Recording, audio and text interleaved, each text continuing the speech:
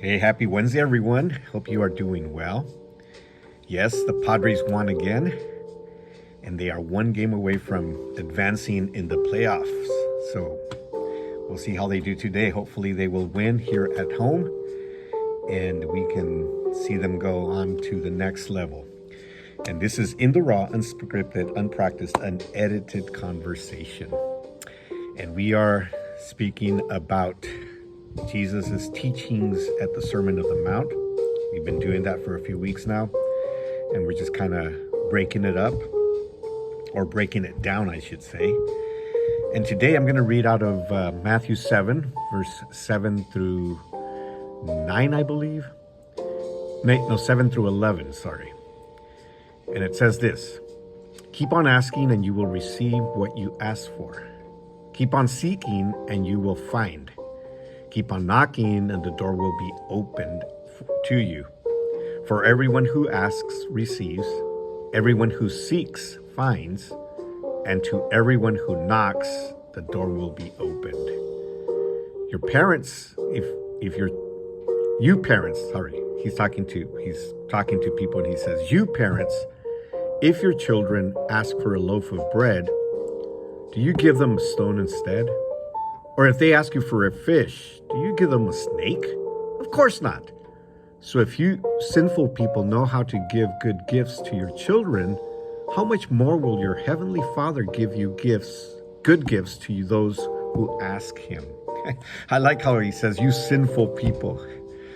I mean, think about it. Jesus is the only one that can probably say that without any repercussions, right? Well, he did have repercussions from the religious, right, from the Pharisees and all that, but he's the one that can authentically say that, right? If I call somebody a sinner, they're gonna say, "Well, what about you? You know, you're a sinner too," right? So, and that goes back to what we talked about in the last video, right?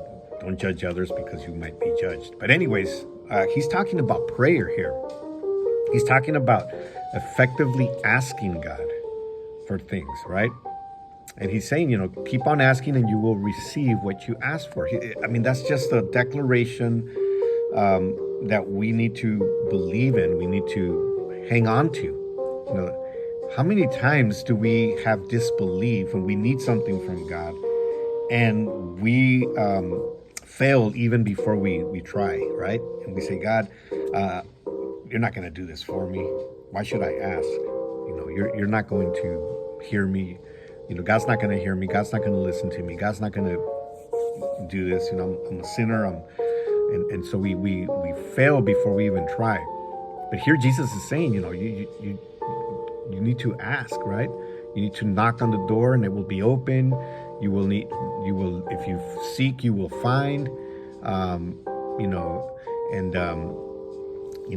If you're asking, you shall receive. I mean, he's just putting it out there and saying, that's all you have to do, right? And then he compares it to parenting.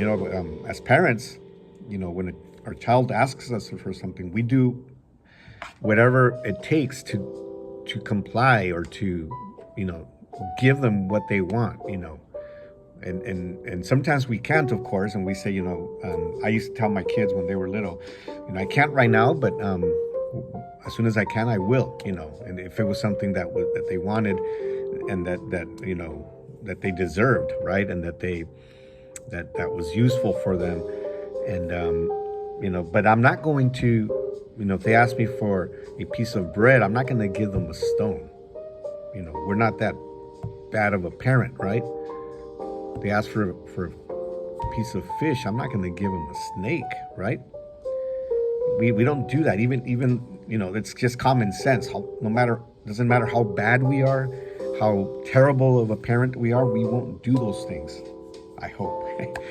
But he says, if sinful people or bad people do that, how much more our Father who is in heaven, he will give good gifts to those who ask him. So basically what he's saying here is, ask, look, seek, knock on doors, and things will happen to you or for you, if you are genuinely seeking God and you are doing what pleases God, then God will respond. And I can attest to that because it's happened to my life with my family. We've experienced that firsthand, and I know that God always answers when we ask.